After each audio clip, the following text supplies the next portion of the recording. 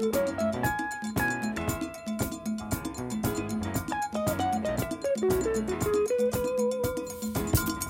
welcome back inside Brunch at 107.7 Music for Life. Our guest is the former National Security Minister, Gary Griffith. He is very, very media savvy, because the easiest way to get yourself extended is to put a pin in a cushion and allow some air to come out. A caller last week called and complimented Sharmain and yours truly for being two journalists. Well, she's the journalist, I'm the talk show host, just to be very clear. And every talk show host is going to have his eyes open wide, and every journalist the same when you make a comment like you did a moment ago, speaking in terms of when you become part of the next government. Yes, and that is a fact. I'm a realist. Being in the military for 15 years, every single thing I do is based on strategy. It is not coincidental that 31 of the 43 U.S. presidents had military training. It's not coincidence that the Ghana president was the military has a lot to do with in success in politics, because you analyze everything. You don't work on emotion. I have seen it very often in this government where statements will be made based on emotion, and they do not look at something in Sanders what they taught me, the then what theory. If you do this, then what? They do not look 3 steps ahead. We got this document from the U.S. Justice. Let's wave it like we're in the North Stand. You don't do that. You look at the then what theory, and they have never done it. I could tell you that has nothing to do with the fact that the woman is head of state. You're talking emotion here, right? Not at all. Just decided to drop it in. Not at all. We remember emotion when the chairman of the COP actually left based on principle, and the political leader said no, that was based on emotion. But all of a sudden now that political leader of the COP is not saying anything about emotion. when he's seen every single action being made based on emotion. The fact is that what we have seen is that the AOI, for a fact, cannot get 21 seats. The COP, we lived a dream in 2007. That dream is lost. However, the reality, I base on facts and numbers, empirical data.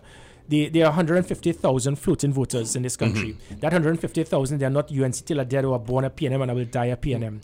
But however, we respect those 250,000 on either side. The PNM and the UNC, they have done a lot for this country. So we are changing the dimensions of politics, where you'll expect us to spend all our time on the platform at condemning the UNC and the PNM. We have no intention to do that.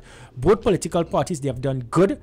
Kamala Persad-Bissessar and Dr. Rowley, they are good leaders. They have done well for the country. Either of them can and would be the next prime minister. And we will hope that everyone in this country, that whichever of those persons become prime minister, that we can respect them and treat them with the type of dignity and support that they require to make this a great country. Stop there for a moment. I just want our listeners to write this down. You're going to continue with that 628-2250. Y'all get your numbers down now, because we ask our guests to take some phone calls. He has acquiesced to do so. 628-2250 or 628-9107. 628-2250 and 628-9107. We are on the point, rather the former Minister of National Security is on the point of being a realist, that the 30-odd percent of voters who are undecided is floating out there. He's mindful that both parties have their camps that will not change no matter what you say, and how his party, his group of independents fit into this is what we are discussing, please. Yes, and just take 10 seconds. However, so what it means is that the party that would be in government, which one of the main parties, UNC or the PNM, would be one of those main parties in government. You must accept that. Let's not get fooled with this thing you hear about 33%. If all 33% decide to turn up and vote that day, that it doesn't work that way. The bulk of that 33% who are undecided, half of them may not vote, but they want a window. We have provided that window by the downfall of the COP. The COP that had 147,000 votes, their last meeting on Thursday in Aruka had 38 people that turned up at their major political meeting. What we are saying is that we may be the minority, but this election we will be the priority. The major party that respects and recognizes the third force of the AOI, that will be the party that would be in government. But the AOI must and would be part of it. We do not know what will happen. We don't know the direction. What we are saying is that we need that respect. too often the third force has been used by those major parties to get into government and then sideline. I saw it where the UNC got their 21 seats and totally the third constituency had no involvement in governance, which is why the UNC they went the wrong way. They missed their way because you do not have that checks and balance, that moral compass. Prakash Ramada is more UNC than the UNC right now, so he has been unable to do that, and that is what we intend to see, that we may be the minority, but this election we would be the priority. But that experiment at joining together failed since the NER, when it fell apart, parties. Yeah, and that is why, not working together. And that is why the AOI, what we intended, this is not a matter of us forming an affiliation or whatever, but we are talking about recognition and respect for the third force. Is it that you are being politically correct and very nice because you may have to negotiate with either of these two leaders whom you just said, well, they are all very good and no, not at all. Just the opposite. The fact is that it is expected that if you look at the two major political parties, they spend all their time on the platform. You will hear it today, spending 90% of their time condemning and demonizing the other. Going at each other's throats. What we are saying is that 150,000 voters, that void out there, those floating voters, they don't want to hear that. They want to hear what can you do.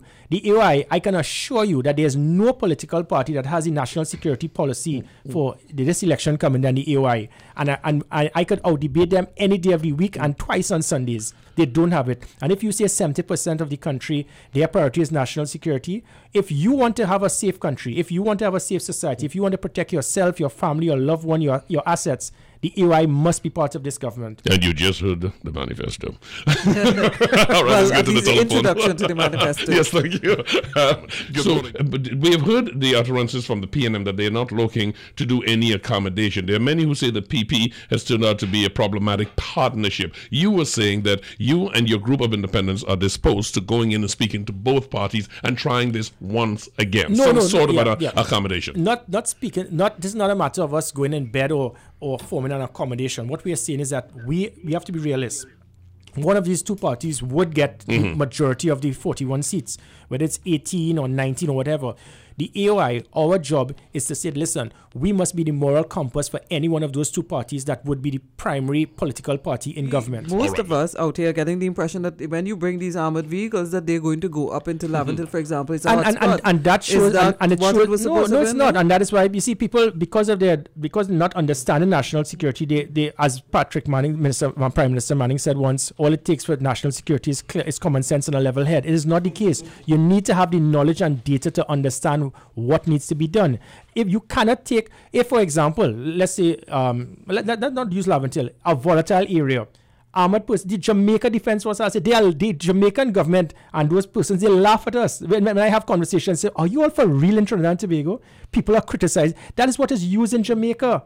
And it is amazing that other countries in the Caribbean laugh at us, and obviously they can't go public, but they laugh at us when they hear people criticizing an APC. They want soldiers to go in the back of a pickup to get killed by a sniper because you want to save $1 million for an APC. That is mind-boggling. You talk about national security, but you want to treat your country as a banana republic and expect the two soldiers and police to go on a patrol in a volatile area with shooting taking place in the back of a pickup for them to be killed. You don't really have respect for your law enforcement officers. We have to give them the support they have for them to protect and serve with pride. All right, so let's get this clear. So if an armored personal vehicle comes into the country and it's available for the forces to use, all right, the average unit that goes up, the joint patrols that go up to Laventille and they patrol during the night and stuff, when are you going to use those vehicles are to be used by a unit that I formed called the National Security Special Operation Group. That is similar to your Navy SEAL Team 6. That is a highly trained unit that will be there prepared for any eventuality of hostage negotiation, terrorist activity, improvised explosive device. If there's a bomb, look what happened yesterday at the hospital. There's an improvised explosive device, and a vehicle needs to get in there. You're going to have the vehicle going in, a normal vehicle for it to detonate, and next thing there's a detonation. They need to be protected. How could you think of our troops going in there to deal with a bomb, to deal with a hostage negotiation, to extract someone from an area that is being held by hostages, and you tell them that they can't be, if they can't be protected, how can they protect you? So this is used for specific purposes. Manpower strength must equate with asset acquisition at all times. The OPVs at the time, each OPV required at least 75 trained sailors. And again, with rotation, it meant if they go out for 2 weeks, they come back in for 2 weeks, you need another 75. So that's 150. Also, with the process of persons going on resettlement, training, leave, and resignation, you need 50%. So to have one properly manned OPV, you needed 180 odd trained sailors. So for 3 OPVs, you needed 540. Then you also had the hostile vessels. So do you know we had less than 150 trained sailors to man the OPVs? So it meant that that had the OPVs been here, 2 of those OPVs would have been more than stable because you did not have the manpower strength. The OPV says to secure exclusive economic zone. That's for 12 to 200 miles off the north and the east coast. The threat we had, based on all our intelligence, is that the majority of illegal drugs, weapons, human trafficking comes from the Gulf of Paria and the south coast. So what you require are coastal patrol vessels to secure those areas. You don't put OPVs in that deep water, in that shallow water. So what we're doing in the maritime world quickly is to with half of the cost of the OPVs, we are getting 12 vessels from Damen, we are getting UAVs, we are getting helicopters, we are getting hovercraft, we are improving our radars, we are putting coastal floating platforms, all being monitored by the National Operations Center. Those floating voters, they will be the pendulum. That is going to be the catalyst to decide which one of the 2 major parties will be in government. You fool me once, shame on you. Fool me twice, shame on me. That is what happened with the COP and the floating voters in 2010. They were used and they were used to try to get to influence the third force to vote for the UNC government in 2010. But they had no input in governance. So that is where the problem lies. The constituency must be recognized. They must not be seen as a nuisance value, but we want your votes, and then after the votes, we are going to disband you. The UNC, this is what happened. What we are saying as the AOI is that we intend to be part of governance. We intend to be the checks and balances. We intend to be part of the process. I am not saying in any way about accommodation, affiliation with the UNC or the PNM. What we are saying is that one of these 2 parties would form the majority of government. But what the country wants is to have those floating voters have some representation and part of governance to ensure that there are checks and balances to be that moral compass for any of the 2 major political parties that get in. Which one of the 2 parties recognize and respect that would be the party that would be in government? Well, what is your strategy for getting in? Because you definitely would have to get at least 1 or 2 or a couple of seats to make a difference, and then votes in as much as the third force has grown, and it is indeed seemingly larger than either the UNC or the PNM. And we have a very, very much enlightened electorate, and the third force is going to make a greater impact definitely in this election. How sure are you, with all your strategy, that the independent votes are not going to be scattered all over the place and not concentrated in a way that it can bring home a seat to any one of you? Well, one of the main reasons strategy is not to reveal your strategy at this time. But what I can assure you is that 100,000 to 150,000 odd floating voters, I wish to assure them all is not lost. Many of them are totally frustrated. They cannot. They are fed up of trying to hold their nose. And even the debate commission, when Catherine Kumar said we want to have this debate so that those undecided voters could decide between the UNC or the PNM, that is a slap in the face of those floating voters. I was very disappointed when she made that statement. Whereas the US, you will have several persons. I would expect that Nicole Dyer, Griffith, David Abdullah, Jack Warner, they would all be part of the debate. But no, you're trying to box it in and going right back to is between one or the other. No, 100,000 floating voters are out there waiting to exhale, and they just want to ensure there's a good government over the next 5 years, and we intend to be part of that process. But what we do have is mutual respect and understanding that these 2 parties would form the bulk of the next government. We just intend to be a part of that. We will be there in government. You will find out eventually in due course. But again, and I can give you examples. The AOI's object, any third force can do 1 or 3 things. They can go straight, hard, and just totally ignore the 2 other major parties, and you can end up like the COP, 147,000 votes, no representation. You can decide to go in there, be a spoiler party, which is what the UNC will then always call them, for the PNM to get in. Or you can form an accommodation with the UNC, and then sometimes you're used and abused. We have a system that we intend to ensure that the 100,000 floating voters would be represented this time around. Have you all decided how many seats you want to contest in the election? Well, again, that is really the national executive of the AOI. They would do it. What I find very interesting, there are many persons who are in this third force, and they unfortunately they are giving us all the support, the guidance, and everything that we need. but they cannot come out because of fear of victimization. They might lose their position in the state. They might lose their state board position. They might lose their contracts that they're getting with the state. It is very sad that we are in a society like this, and you cannot openly come and make you cannot support who you want because it does not only stand so for those in the political arena. It is one of the things that I find very disquieting. Sharmain and I spoke about this some time ago. The whole question that those who seek to come out and make a comment about something just as citizens that they don't like, people are fearful for their life and just making comments about things that's in the public domain. I mean, this is a frightening society to live in if you feel that if you open your mouth because you feel something different to the prevailing thought pattern, is that you have to fear for your life. I find that very disquieting. Quite right. And again, that is what we need to put an end to. It is your right, whichever political party you support. And so what? I have had situations where I will actually have conversations with persons in the PNM. And then when I go back into cabinet, you will swear that I'm the devil. How dare I? And I'm speaking about just cordial meetings. I'll be there on a Friday afternoon. And you'll swear that they think these people, they're the enemy. And that's what we are trying to get out. The AOI, we have, this country has been divided so much because of politics, that ethnic division. The AOI, people need to step back and stop realizing the people in the UNC, they see the PNM as the devil. The PNM, they try to sing the same over the UNC. That fear and hate campaign that was used in this election is being used by the UNC. It is the same type of campaign that was used in Guyana, and it backfired. They used that fear and hate campaign instead of just dealing with the issues, and it totally backfired. I don't know who it is that drafted this campaign. You swear like it came from some puppets like Ernie and Bert, more Ernie than Bert. It is interesting that you just mentioned Guyana. What you said about drafting the okay. Even so, Gary, fear and hate, I mean, from the time, in all fairness, and you know that from the time this government came into power, they were subjected, they were not just scrutiny, but a level of bitterness and rivalry that was unprecedented. Yeah, and it's a tit for tat.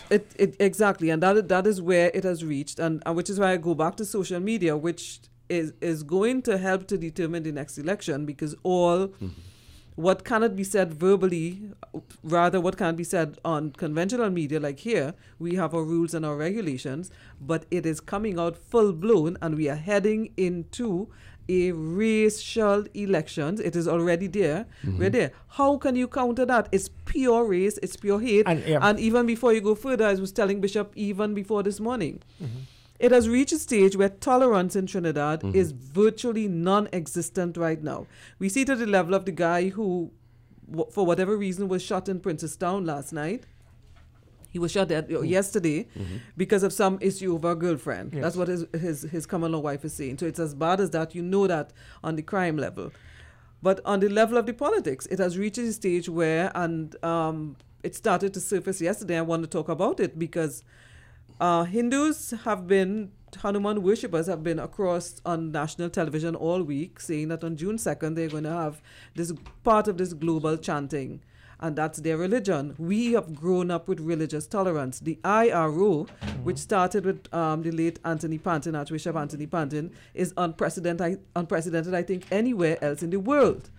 Now, today, we are seeing there's some pockets of Christianity, and I'm seeing where the politics is heading into religion. They are calling them evil. And there's stuff passing along on social media that is gaining traction. And who is going to pull that back? Who is going to pull that back? Who is going to come out here and say, look, discipline, tolerance, and production? Who's going to pull that back? Is the AOI seeing all of these things? The AOI could only work on support those 150,000 persons that don't think like that. That 250,000 persons in the supporters of the UNC, there's that fear factor, that fear that Rowley is a tyrant, that he's a demon, and if he gets in government, he's going to destroy all persons who support the UNC. PNM persons, I cannot see this country, they will try to make it ungovernable if UNC gets back in. And this country has been divided, but it goes right back to just about 10 or 15 persons on either side that totally, they realize what they're doing. Yes. I need to circle my wagon, solidify my base. That 250,000 is what I need. And then, when they do that, then they turn around, watch our 100,000, this minority, and then they whisper and then try to get them to come and support them and then ignore them for 5 years. It cannot happen this time around. That if you want the support of this 100,000, and I say again, the major political party that is going to show the respect and recognition of those undecided voters will be the party that will form the next government. The strategy to state what we intend to do now will take away the whole defeat the operative aspect for how we intend to do it. People will condemn it, they will criticize it, they will sabotage it. I can just state that 100 to 150,000 persons out there, they're waiting to exhale. There's a void because the COP have fallen totally flat. I can just give you a quick point. When you look at the situation with the PCA director, I stood by principle, and instead of it being used, they said no, Gary didn't want to. He didn't support one of the boys. The Congress of the People said that the Attorney General should have stepped down. As soon as the Prime Minister said she removed me, she could not give a reason, and it was because of the fact that I refused to lie. The Prakash Ramad, I never saw him run so fast in my life. He ran down the stairs in the dip center and said, no, the Prime Minister is correct. He should be removed too because all persons involved should be removed. Now, you're a lawyer. There's a difference with someone being a suspect and someone being a credible witness that is willing to help the police to pinpoint other persons. But he sees that as a reason to fire a minister. But when other ministers are now also possible suspects, he has gone silent. Are you speaking about that thing called due process? Yeah. Gary, you're still staying, based on even what I asked you just now, all I'm hearing from you is politics and strategy, right? The 150,000, you are expected to come and overrule the bitterness and the rivalry of 250,000. They can't. But come on. And that is why. What I want you to do, and what I'm almost begging of all the political leaders, the Prime Minister, Dr. Rowley, well, you're not a political leader yet, but kind of come on and pull people up and get people away from the. How do you do that? It cannot happen. And that is why many from people. The bitterness and. It can't. The major political leaders of these parties, they live on that. They live on the base and the ethnic culture. So they can't move that. If they try to move it, it is going to affect them. Kamala Prasad-Bissessar was one. I could tell you, she was a member of the NAR. She was a member of the Third Force. She has a posse inside here that have tried to give the impression that she is not one of them. She's not one of she doesn't look after her base supporters. She now is forced to pull back. If she does not do that, there could be a coup d'etat within the UNC over her. So she has now been forced to pull back. So she's the one that caused the 150,000 of us to believe in her in 2010. She has her roots in the NAR, and she has now been forced to pull back because of her own enemies within her own camp that are saying she's really looking after the parasitic oligarchy, the knife and fork people. And that is what happened. So the leaders cannot afford to show that type of political maturity to recognize and respect the Third Force. So what they do, they speak to their base supporters and say, UNC is it or PNM is it?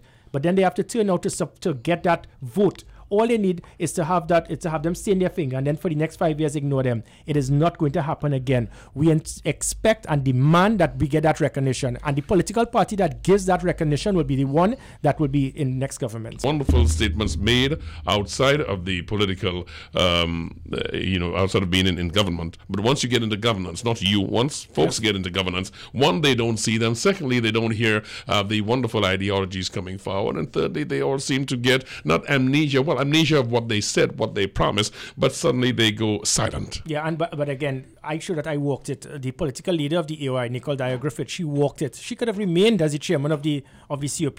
She would have probably acquired a safe seat. It is not about us. It is not about. So when the COP is very funny when they say it is, their motto is not about self-interest. It is. It is about someone getting a safe seat and do what it takes, and you have sold out the 150,000 floating voters. I could give you a quick example. When we had I was in Tobago, and the THA secretary commended me for reducing crime in Tobago and being so open and having dialogue with him, because I decided not to politicize crime as the Minister of National Security. This was not a matter of UNC or PNM. It was just for me to go out there and do the job. I met with all 41 members of parliament. Any concerns they had, any hour of the night, they will call me. I will arrange to get patrols, whatever that is required. The THA secretary commended me because I brought in 180 odd security cameras, brought in the NOC systems, and it has proven that Tobago is the safest it has been for years.